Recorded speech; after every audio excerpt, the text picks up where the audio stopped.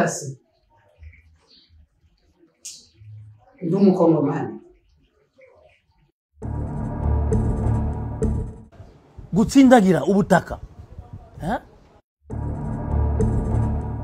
abahutu baba bari muri Kongo ariko bavuga ikinyarwanda ntabwo abari abakongomani, baba abantu baje muri Kongo kubayo cyangwa se gukora ubucuruzi bwabo me ari abanyarwanda. Bavugaga ikihe kirimi rero? Ni igihutu. None se igihutu ni kirimi kiba muri Kongo cyitwa ni ikinyarwanda ni igiki kivuga twumva kivuga igihutu twumva. Ndavuga bien. Ndavuga hano baravugaga ku ukavuga kino kinyarwanda muri igihutu ndavuga ku munyarwanda. Mbese mama ikinyarwanda me bagavuga ku ndabo turi mu Rwanda me ni igihutu. Ni igihutu nuko bavugaga. Aha ndabyumvisha. Kebye bahutu bo muri Kongo, abahutu aho tubarizwa hose muri Kongo tuvuga igihutu kandi turi no mu rugo.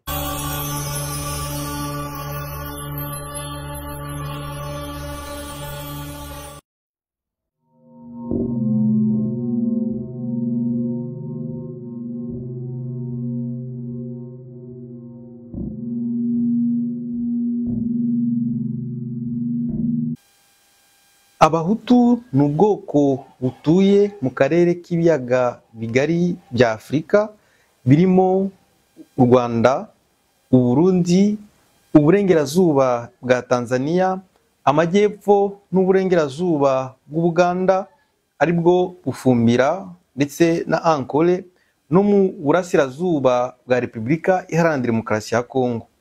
Abahutu bo muri Repubulika Iharanira Demokarasi ya Kongo bakomoka kandi batuye mu ntara za Nord Kivu, Sud Kivu ndetse no muri Ituri, cyane cyane muri teritware za Rucuru, Masisi, Goma, Nyiragongo, Walikale, Kalehe na Boga. Nubwo aho baba hose abahutu bavuga ururimi rumwe, ururimi ruzwi ku mazina atandukanye bikurikiranye n'uturere batuyemo. Nuko urwo rurimi rwiswe ikinyarwanda mu Rwanda, ikirundi mu Burundi bikurikiranye n'imvugo z'abaturage bo muri ibyo bihugu byombi ari bo bita abanyarwanda n'abarundi. Muri rusange ururimi rumwe rugira imvugo nyinshi zitirirwa amazina y'abaturage b'uturere dutandukanye. Andi mazina y'ururimi rw'abahutu yitiriwe abaturage b'uturere ruvugwamo ni nk'igiha mu burengerazuba bwa Tanzania, igifumbira n'igikiga mu majyepfo ya Uganda, n'ikinyankole mu burengerazuba bwa Uganda. Naho kubireba abahutu b'abakongomani ururimi bavuga ni igihutu nk'uko andi mazina y'indimi zo muri Kongo ashingiye ku mazina y'ubwoko cyangwa abantu bafite imico n'imigenzo bwite ibaranga. Ni ukuvuga rero ko igihutu ari ururimi rw'ubwoko rw'abahutu.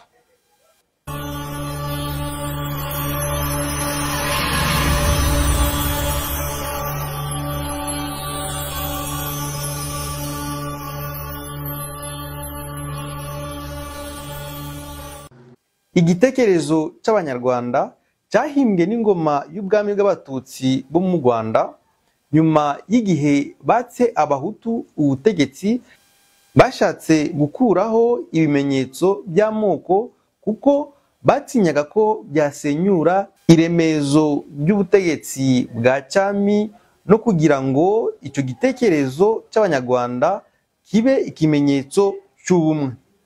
Kugira ngo bashimangire ubwami bwabo, abatutsi bahimbye ibihuha n'ibinyoma byemeza ko baruta andi moko yose muri iyo nyamwinshi yo abahutu, abatutsi n'abatwa bagizwe amoko mato kubw'inyungu y'ubwoko bw'impimbano bise Banyarwanda.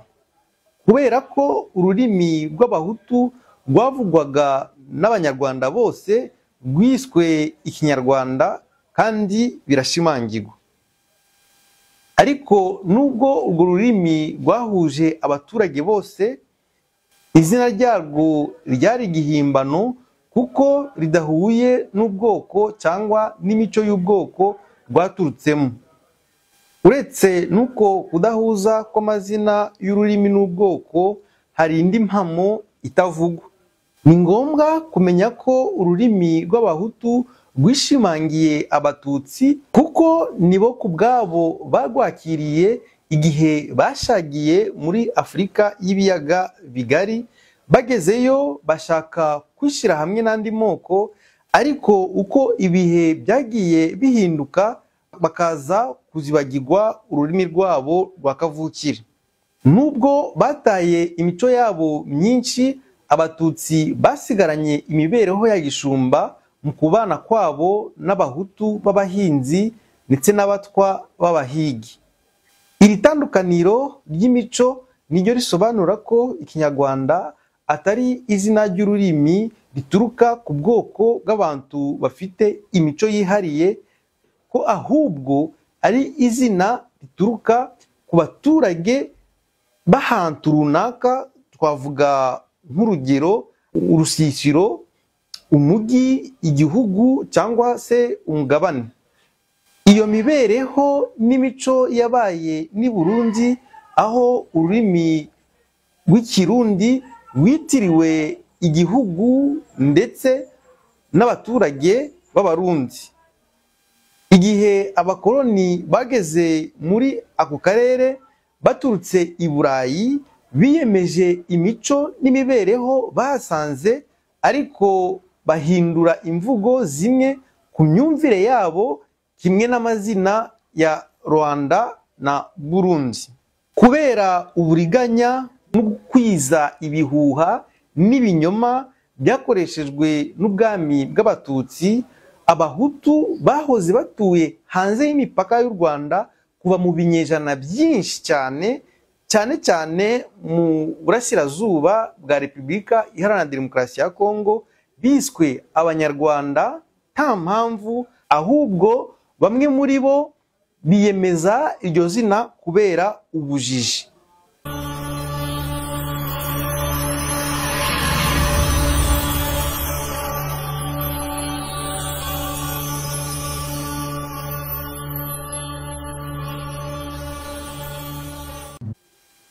Mu myaka irenga 20 ishize, havutse imvugo nshyashya mu turere abahutu bo muri Kongo batuyemo. Iyo mvugo mbi yitwa rwandofoni yaramamajwe guhera mu mwaka w'ibihumbi 2001, ariko icyo gitekerezo kikaba ari icya kera cyane. Mu by'ukuri imvugo ya rwandofoni yahimbwe n'abatutsi bo muri Kongo igamije kuba ishyirahamwe ry'abantu bemera ko bavuga ikinyarwanda. Iryo shyirahamwe ryari iryo kurengera inyungu z'abarigize, kuko bo babonaga ko inyungu zabo zugarijwe n'andi moko. Muri make, yari amayeri y'abatutsi bari bake bagashaka kwishyigikiriza mu bwinshi bw'abahutu mu kurwanya andi moko yo muri Nord Kivu.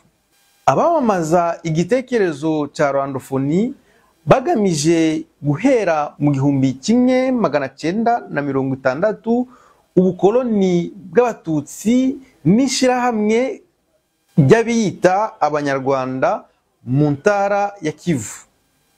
Muri gahunda yabo y'ubukoloni, abo bamamaza rwandofoni barashaka gukoresha bamwe mu bahutu b'abanyabwenge bizeye ibinyoma byabo, cyangwa abo bita abahutu bagurishijwe, cyangwa se tena abahutu babaswa, kugira ngo bahakane abahutu b'abakongomani n'andi moko yose abakikije, bakomeza buhoro buhoro intambwe ku yindi, kandi bagamije kugera ku mugambi wabo.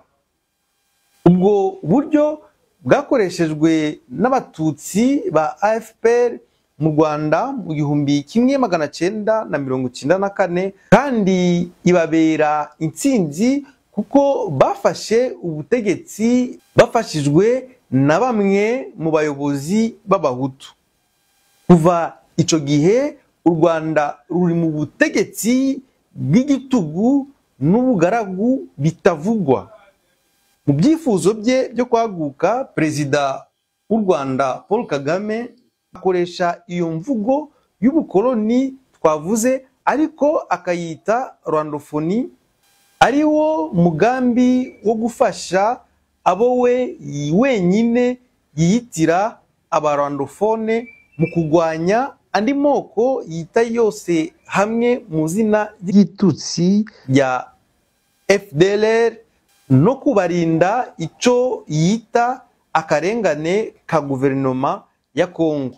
Ntagitangaza rero kumenya ko nubwo abihakana, Kagame niwe muyobozi w'imitwe y'inyeshamba akoresha mu bitero muri Kongo, kuva kuri AFDL kugeza kuri M23 ya kabiri, unyuze ku mitwe itandukanye ya RCD na CNDP. Ahuko igitangaje nuko abenshi mu bahohoterwa mu bitero bya Kagame by'ubwicanyi ari abahutu b'abakongomani, kandi nabo abita abarwandofone kimwe n'abatutsi avuga ko arengera.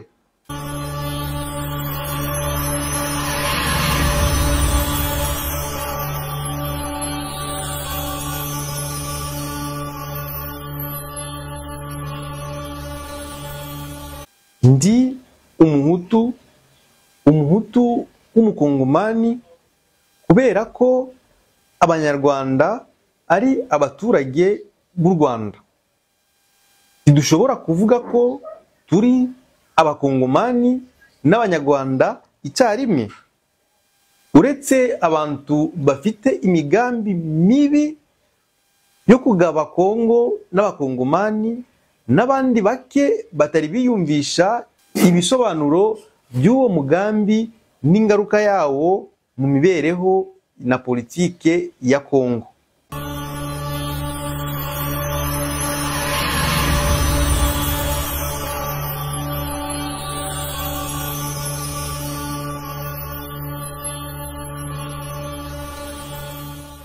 Abahutu ni bamwe mu moko bita ababantu, cyangwa amoko avuga indimi zihuriye ku indangantego ntu. Abahutu ni ubwoko bwa kabiri bwaje gutura mu karere k'ibiyaga bigari byo muri Afurika, ariho basanze abatwa aribo baturage ba mbere muri ako karere. Muri rusange abahutu ni abahinzi kandi ni aborozi b'amatungo magufi, ukongeraho n'inka zitari nyinshi zororwa kimwe n'amatungo magufi. Uruhare rw'abaturage b'abahutu mu bukungu bwa Kongo burazwi cyane kuva mu bihe bya kera ndetse na mbere y'igihugu cya Kongo kitarabona ubwigenge. Tugomba kumenya ko inkomoko y'ubwoko bw'abahutu itari mu Rwanda, kuko mbere y'uko igihugu cy'u Rwanda kibaho ndetse na mbere y'ubwami bw'abatutsi muri iki gihugu, abahutu bariho kandi basanzwe mu karere k'ibiyaga bigari bya Afurika ndetse no muri Kongo mu karere abakoloni b'ababirigi bahoze bita teritware y'abahutu. Abenshi mu banyaburayi batambagiye cyangwa batuye mu burasirazuba bwa Kongo mu mpera y'ikinyejana cya 19 no mu ntangiriro y'ikinyejana cya 20, bavuga ko abahutu bahasanze bari bafite ubwigenge ku bami b'u Rwanda. Benshi muri abo banyaburayi bitaga abakurambere y'abakongomani abahutu. Twatanga k'urugero rwa Ewas Scott Gregon na Artus Henry mu 1899, Lieutenant Spiritual na Gofael mu 1908 no mu 1909, Lieutenant Bogaerts mu 1909 na Lieutenant Gustave Vervots. Umumishoneri wo mu bapadiri babera Albert Smuldor watuye i Rugari kuva mu 1911 kugeza mu 1916, yavuze ko muri misiyoneri ye harimo abatutsi bake batagiraga uruhare runini ku bahutu ugereranyije n'uruhare abatutsi bo mu Rwanda bari bafite. Mu mwaka w'1933 habayeho ivugururwa ry'ubuyobozi rusange rwa Kongo Mbiligi. Iryo vugururwa ryakozwe rishingiye ku moko yo mu bukoloni bwa Kongo Mbiligi, niho intara ya Rucuru yiswe teritware y'abahutu. Mwumve neza, ntabwo bavuze teritware y'abanyarwanda. Iyo teritware y'abahutu yari igizwe n'uturere guhera ku kiyaga cya Kivu kugeza ku kiyaga cya Rwicanzige, arico ababirigi bise ikiyaga cya Edouard. Mu 1947 umupadiri w'umunyarwanda Alex Kagame wo mu bwoko bw'abatutsi kandi akaba umuhanga mu by'amateka, yavuze ku byerekeranye akarere k'Irucuru, avuga ko ari ibuhutu, ni ukuvuga mu gihugu cy'abahutu cyangwa se mu karere k'abahutu.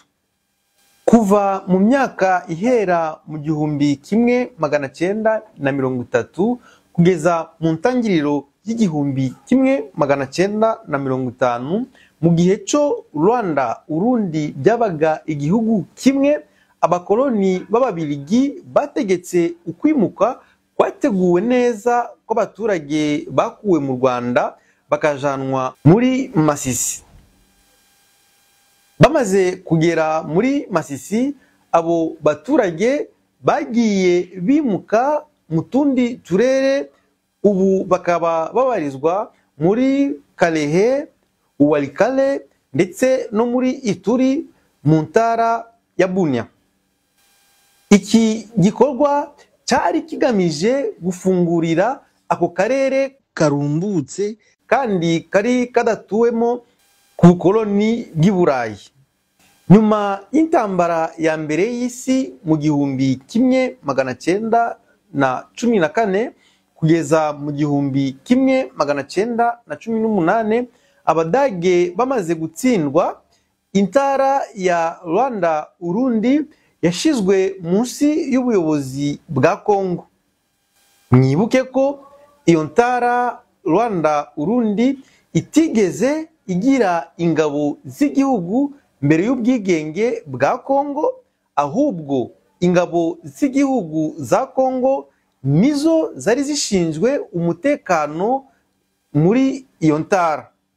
Guverineri wayo wari utuye i Bujumbura yari munsi y'amategeko ya guverineri mukuru w'i Leopoldville, kandi iyo ntara yakoreshaga amafaranga ya Kongo.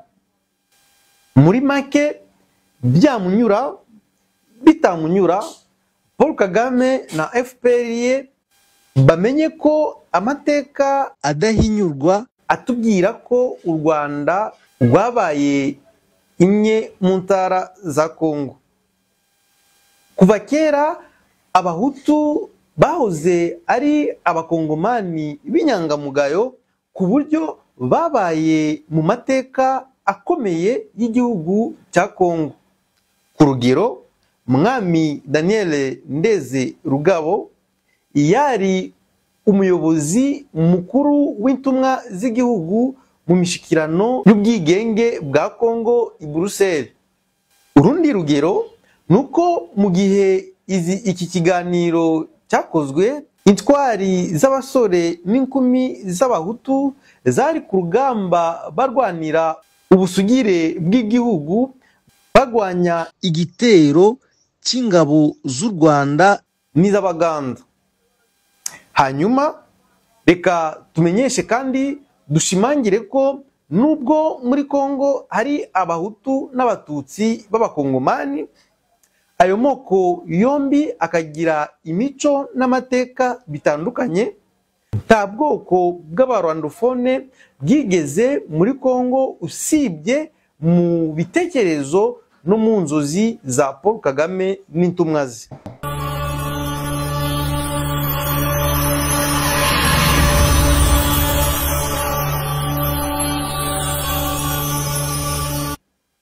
Nkuko twabigaragaje ruguru, izina ry'ururimi bita Ikinyarwanda bituruka ku baturage bita Abanyarwanda, kubera akarere batuyemo aricyo gituma urwo rurimi ruvugwa na bene gihugu b'u Rwanda gusa. Biturutse kuri iyi kamere, kuva mu myaka y'1980 abahutu b'abanyekongo batangiye gutekereza ku mpamvu yatuma habaho itandukaniro hagati y'ubwoko bwabo n'ururimi rw'Ikinyarwanda bitirirwa mu binyoma kubera ingaruka mbi z'ubuturanyi n'ubwami bw'abatutsi bwabaye hirya y'umupaka mu Rwanda. Ahubwo icyo kibazo cyabazwa gutya: ni uruhe rurimi abahutu bavugaga mu nkomoko yabo? Dushingiye ku isano risanzwe hagati y'ijambo risobanura ururimi, byo bita mu Gifaransa glossonyme, n'ijambo risobanura umuryango ufite imico n'ururimi byihariwe, ariyo twita ethnonyme, mu moko y'ababantu muri rusange, nta gushidikanya ko ururimi abahutu bavuga ari Igihutu, kuko Igihunde ari ururimi rw'Abahunde, Ikindande ururimi rw'Abandande, Amashi ururimi rw'Abashi, Igikongo ururimi rw'Abakongo, Ikiruba ururimi rw'Abaruba, Uruganda ururimi rw'Abaganda, Ikirusiya ururimi rw'Abarusiya, n'indi ndimi zigiye zitandukanye. Mu mateka ya kera, umuhanga mu by'indimi w'Umubirigi akaba n'umujesuite Bwana Gaston Van yavuze ko ururimi ari Igihutu mu 1948, maze arushyira ku rwego rw'indimi z'Ababantu mu majyaruguru y'uburasirazuba bwa Kongo Mbirigi. Yarushize ku ikarita y'ubushakashatsi mu ndimi zo muri Kongo Mbirigi mu karere ka B63 gaherereye burundu mu gace Ababirigi bitaga intara y'Abahutu cyangwa se teritware y'Abahutu. Ku rundi ruhande, Ikinyarwanda kizwi nk'ururimi rw'u Rwanda, kikanagaragara kuri iyo karita mu karere ka B61 hirya y'umupaka wa Kongo. Mu 1954 ubwo umugabo Gaston Van yongeye gushimangira ko ururimi rw'Abahutu ari Igihutu, ariko nkuko we wenyine yabivugaga, Abatutsi yitaga Watutsi nta rurimi rwihariye bari bagira. Nyuma reka twibukanye ko mu guhera mu 1980 Abahutu bo muri Nord Kivu biyemeje ko igihutu ari rwo rurimi rwabo gakondo. Ingingo zasohotse mu kinyamakuru c'abahutu cyitwa Amahindure kuva mu kwezi kwa kane mu 1988 hamwe n'ibindi byanditswe nyuma yaho birabyemeza. Ariko kimwe n'izindi ndimi zose ku isi, igihutu naco gifite imvugo zitandukanye nk'ikinyajomba, ikinyabwisha, igisanza, ikinyarugari, ikinyabukoma, igifumbira, ikigoyi, ikirera, igishiru, igikiga n'izindi nyinshi zigiye zitandukanye.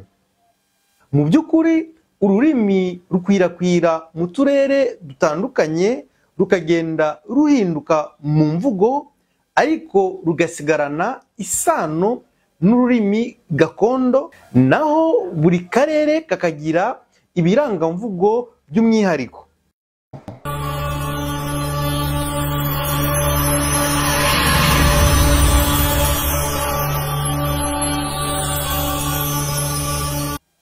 Urwego rw'amoko, ururimi rw'abahutu mu by'ukuri ruvugwa n'amoko atatu atandukanye. Abahutu bita ababantu, abatutsi bita abanilo amitsi, n'abatwa aribo ba pygmoid. Tubajije urwo rurimi ku bwarwo, biragaragara ko ari ururimi rw'ababantu, ari rwo bita Niger Congo mu ndimi nyafurika, kandi ko rubana n'izindi ndimi twavuga iz'abantu baturuka ku isoko y'uruzi rwa Nile zo bita Saharienne Nilotique, ndetse n'indimi z'abatwa zo bita Pygmoid. Ibi byemeza ko igihutu, ururimi rw'ababantu, ari rwo ururimi gakondo rw'abahutu bose, kuko ari bo babantu bonyine muri ago moko atatu avuga igihutu. Byemeza kandi ko nubwo abatutsi ari abanilo amitsi, abantu baturutse ku isoko y'uruzi rwa Nile, bavuga ururimi rw'ababantu guhera igihe bashagiye muri Afurika y'ibiyaga bigari mu kinyejana cya 13.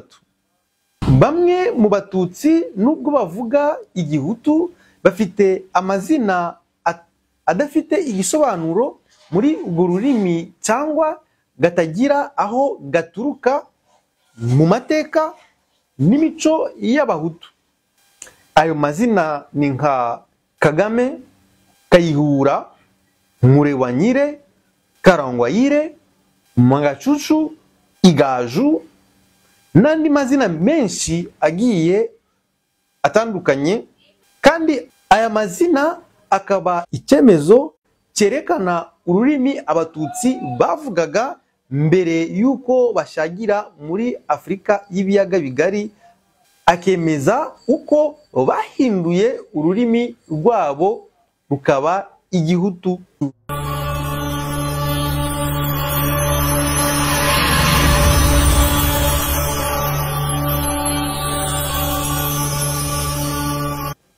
Ururimi ni indangamuntu yaba ku giti cye cyangwa muri rusange. Kuri mwarimu wo muri kaminuza Ndayuwel, ururimi ni ikintu cy'ingenzi kigize umurage ndangamuco mu itsinda ry'abantu. Abahutu cyane cyane abo muri Kongo bishimira ururimi rwabo, ururimi bavuga kuva mu binyejana byinshi cyane, kandi rukaba ubutunzi n'umuco bagiye basigira abana babo uko ibisekuruza byagiye bisimburana. Abahutu bo muri Kongo nibo bonyine bita ururimi rwabo izina ryago kavukire ari ryo gihutu. Nubwo abatutsi biratira ko bageze aho bagatwara abahutu babakiriye mu Rwanda n'u Burundi, ikigaragara nuko bageze aho kandi bakomeje gukolonizwa n'umuco w'abahutu. Mu by'ukuri mu kwibagirwa ururimi rwabo rwa kavukire, abatutsi bahisemo kuvuga ururimi rw'abahutu ari rwo gihutu, kuko byavuzwe muri raporo y'abategetsi b'Ububirigi mu nteko rusange ya Loni mu 1948. Mu by'ukuri abatutsi baretse ururimi rwabo bageze mu Rwanda n'u Burundi maze bahitamo urw'abahutu. Ubumwe bw'ururimi bwagize uruhare runini mu kugabanya ibyari bitandukanyije ayo moko yombi. Abatwa nabo bavuga urwo rurimi ariko bakarugoreka. Nubwo izina Kinyarwanda ryafashije abatutsi gushimangira ubwami bwabo, iryo zina ryanabafashije no guhisha isoni ry'ubwoko butagira ururimi, muri make ubwoko butagira umuco. Igitekerezo cya rwandofoni twasobanuye haruguru ni kimwe mu migambi y'umuco wo kwiyoberanya. Umwe mu babahagarariye Bwana Kabengera yashatse guhisha ko abatutsi bavuga igihutu, atungura rubanda, yemeza mu kwezi kwa 12 mu 2022 ko abatutsi nabo ari ubwoko bw'ababantu kubera bavuga ururimi rw'ababantu, ariko bagiwe kwemeza ko yaba ari n'umugorwa, kuko ikiganiro yagiranye n'abanyamakuru cyari mu rurimi rw'igifaransa.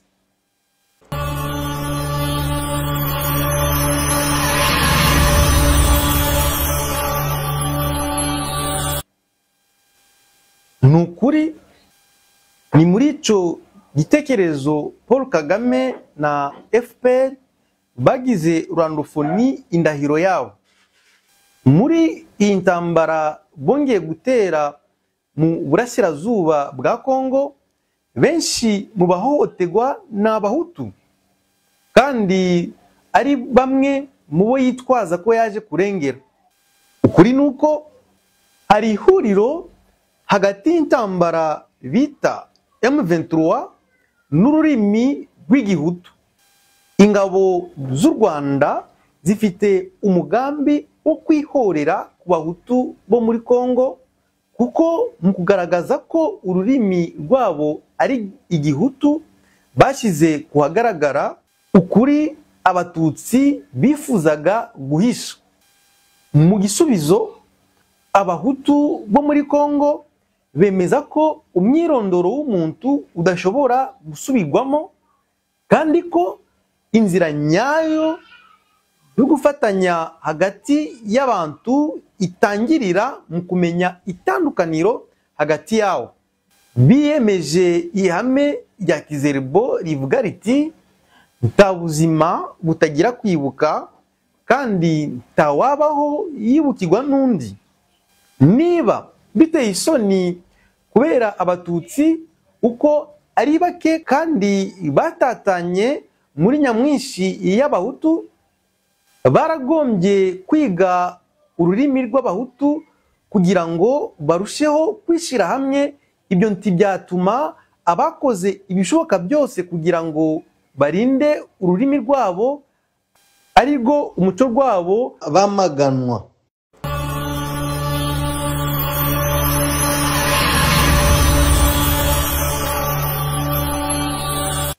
Muri make ururimi rw'abahutu ni igihutu, ni ururimi rw'ubwoko bw'ababantu bo muri Afurika yo mu biyaga bigari.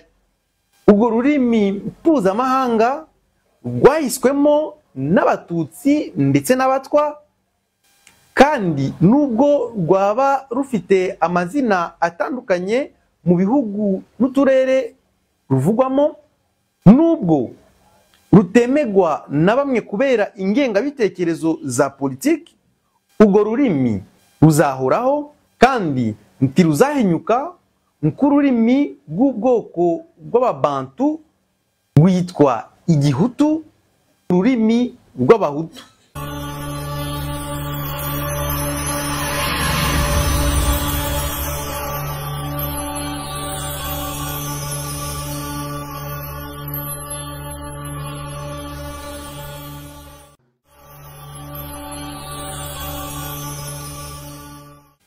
Abakurikiranye iki kiganiro turabashimiye kandi mwakoze cyane. Ndakeka ko bari bafite urujijo mu bijanye n'abahutu, cyane cyane ku rurimi abahutu bavuga, basobanukiwe mu bimwe twagiye tuvuga. Nitwa Nshuti Faustin, nkaba ndi gukomereza amashuri muri kaminuza y'Kinshasa mu bijanye n'itumanaho, kandi nkaba ndi gukora ubushakashatsi mu bijanye n'indimi za Afurika. Tukaba tugeze ku musozo w'iki kiganiro cyacu cy'uyu munsi. Murakoze cyane, Imana ibarinde.